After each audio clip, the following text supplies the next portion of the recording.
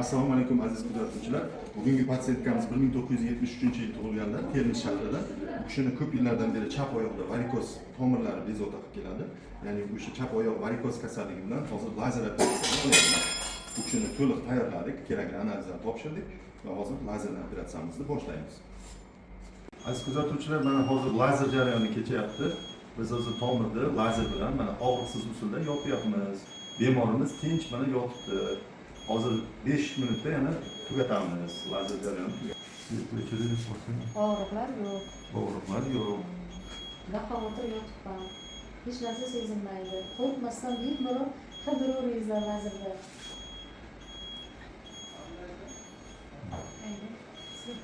Svetni o'chirib bo'l. Aziz kuzatuvchilar, mana biz patsientkamizni lazer operatsiyasini tugatdik. Chap oyoqdagi varikozni lazer bilan to'liq bartaraf qilib berdik. Mana operatsiyamiz tugadi. Endi opamizga ruxsat beramiz, javob beramiz. Yaxshi o'tdimi operatsiya? Juda yaxshi o'tdi. Hech narsa og'riqlar sezilmadi. Tushundim. Sizga ketdi. Yaxshi, malades, yashang. Xo'sh. Endi klinikamizga pastki koridorga tushib, bemalol yurib turasiz, to'g'rimi?